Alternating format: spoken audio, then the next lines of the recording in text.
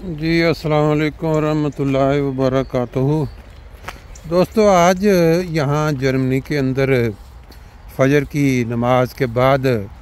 جو ہماری گروپ کی سیر ہوا کرتی ہے اجتماعی، وہ تو نہ ہو سکی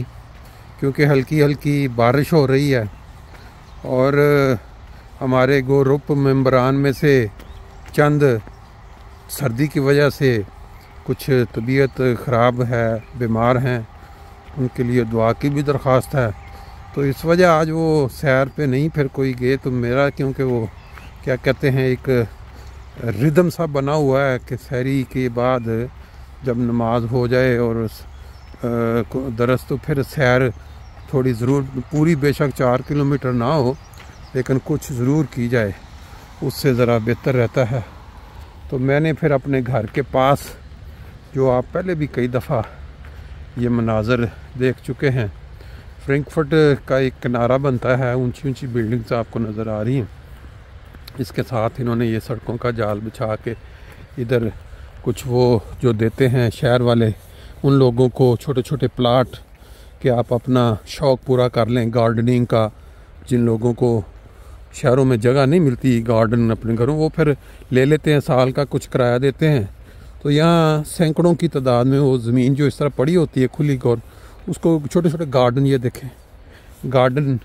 پھر یہ بندوں پہ منحصر ہوتا ہے کہ وہ گارڈن کو کتنا خوبصورت رکھتے ہیں۔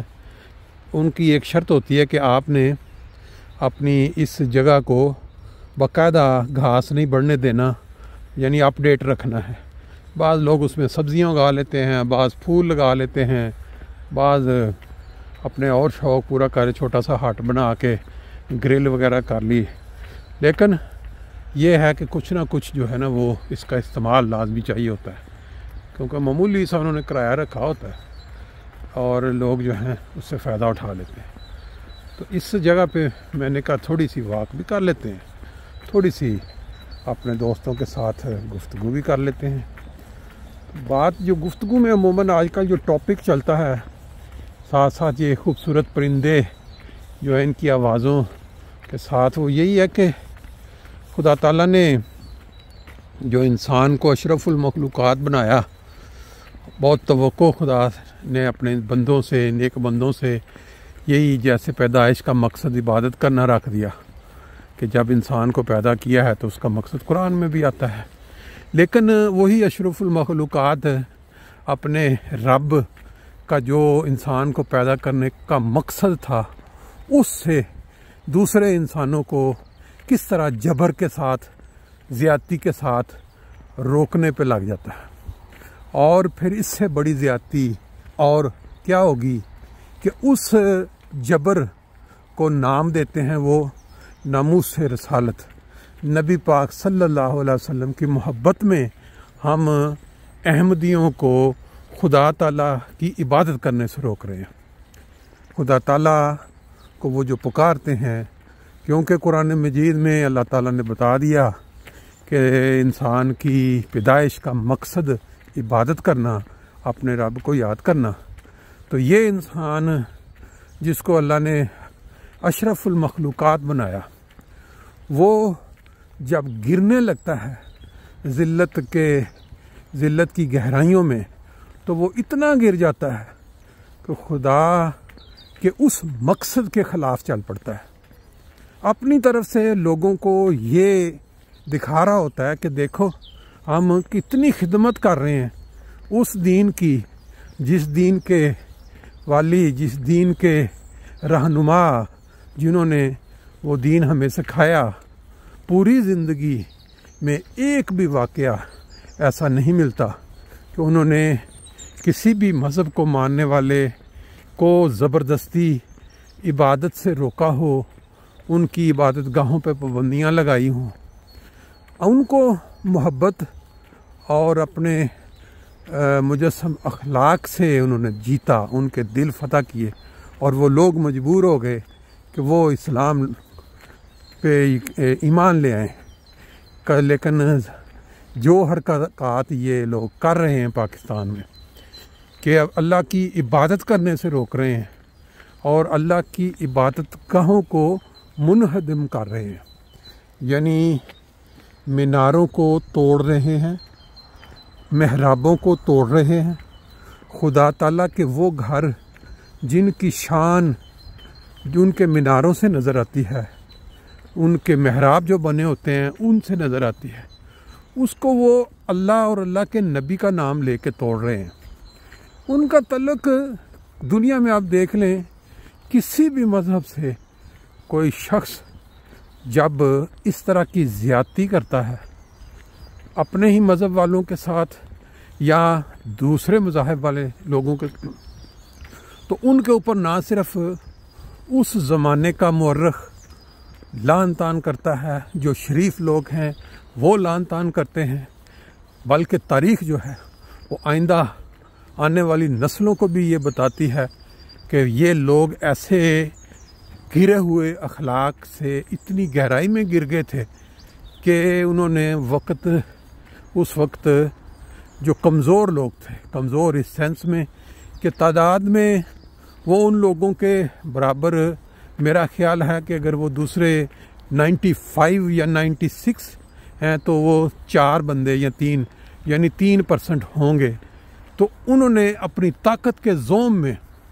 اور اپنی تعداد کے زوم میں اور پھر اس سے بھی بڑھ کر جو اس وقت حکومت تھی، جن کو اللہ تعالیٰ نے طاقت دی تھی، ان کو اسلحہ دیا، ان کے ادارے بنائے کہ وہ اس ملک میں بسنے والے لوگوں کی حفاظت کریں گے،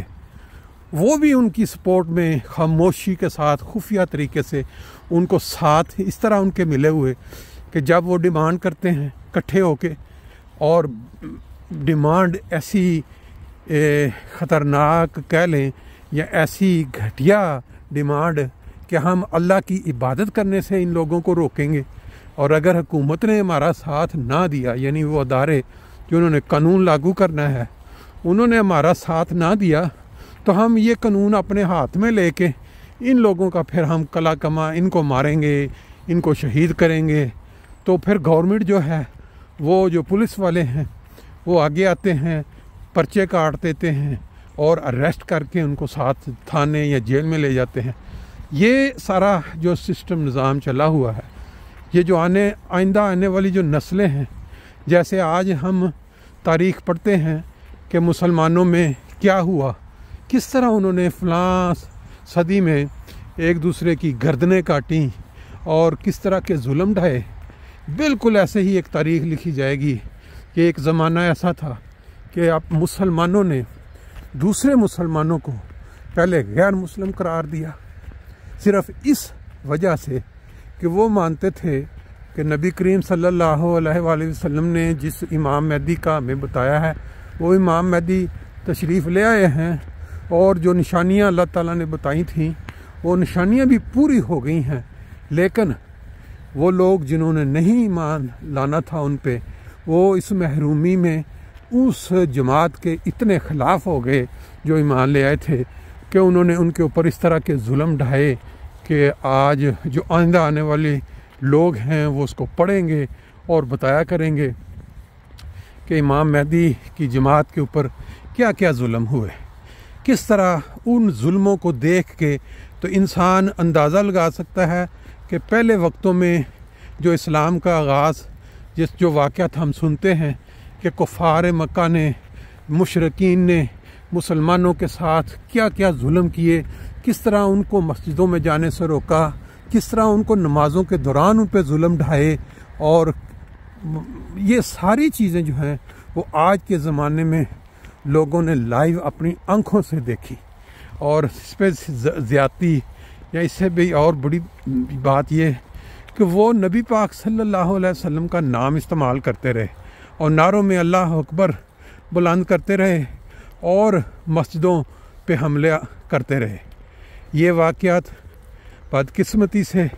آغاز اسلام میں بھی دیکھنے میں ملتے ہیں کہ ایک مسلمان دوسرے مسلمان کے خلاف جنگ میں کھڑا ہو گیا، کتنے مسلمانوں کے ہاتھوں شہید ہوئے کہ ان کے اندر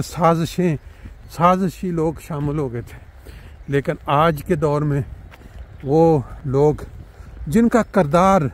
اخبارات میں اور نیوز میں आए दिन उनके अपने लोगों से, ये नहीं कि गैरों से, खुल के सामने आ रहा है कि मसाजिद में मुजरे हो रहे हैं, मसाजिद में ज़्यादतियाँ हो रही हैं बच्चों के साथ, और जो कुरान पढ़ाने वाले जो हैं वो बच्चों को भी नहीं बख्श रहे। और फिर ये जो कभी शराब की बोतलें निकल आती हैं उन मौलवियों के हाथों से, जो कि पूरे पाकिस्तान में वो गवर्नमेंट के नुमाइंदे बने हुए हैं, चैनल्स पे आते हैं, टीवी पे आते हैं, कोई उनके पास फिर जवाब नहीं होता। फिर वो लीडर्स जो इस मजहबी लीडर्स बने हुए हैं, उनके किरदार के ऊपर कई कई प्रोग्राम आ जाते हैं कि इनका ये किरदार है, और ये लोग लीड कर रहे हैं जत्थों को कि वो अहमदियों को इस तरह तकालीफ पहुँचाएँ।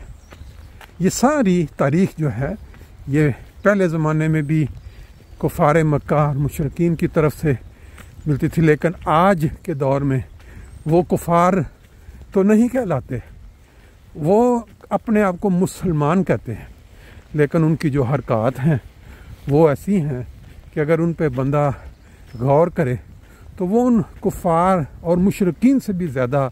बदतर बन जाते हैं। जैसा कि नबी करीम सल्लल्लाहु अलैहि वसल्लम ने बताया कि आसमान के नीचे मेरी उम्मत के वो उलमाए दीन जो बिगड़ जाएंगे वो बदतरीन मखलूक होंगे। और ये हदीस किस तरह लफ्ज़ दर लफ्ज़ पूरी 100% सच साबित हो रही है। बज़ाहिर ये मौलवी बड़ी बड़ी दाढ़ियों वाले और बाज़ ऐसे कि जिन की शक्ल इंसान देखे तो शक्ल से ही नज़र आता है कि वो किस किरदार के मालिक हैं, लेकिन मुंह से वो नबी पाक सल्लल्लाहु अलैहि वसल्लम का नाम लेते हैं और मस्जिदों के ऊपर धावा बोल देते हैं। इन्ना लिल्लाहि व इन्ना इलैहि राजिऊन। अल्लाह ताला तो आसमान पे देख रहा है, जब खुदा की पकड़ आनी है तो इनकी चीख की आवाज़ भी नहीं किसी ने सुननी, मलिया मेट हो के दुनिया से इन्होंने गायब हो जाना। अल्लाह हमारी ज़िंदगी में ही वो दिन दिखाए और दुनिया जो है वो इबरत के साथ इस तरफ रुख करे कि ये थे वो लोग जिन्होंने अल्लाह और अल्लाह के दीन को मजाक बना लिया और मसाजिद के दरपे हुए, कब्रों को तोड़ा, कलमों को तोड़ा पत्थरों की शक्ल में, फिर कुर्बानी से रोका और उस पर पर्चे करवाए, जुमा की नमाज से रोका, एक दूसरे को सलाम अलैकुम का तोहफ़ा पहुँचाने से रोका। अल्लाह ताला वो दिन जल्दी लाए और हम अपनी ज़िंदगियों में ऐसे तमाम लोगों को दुनिया के सामने इबरत का निशान बनता हुआ देखें। आमीन।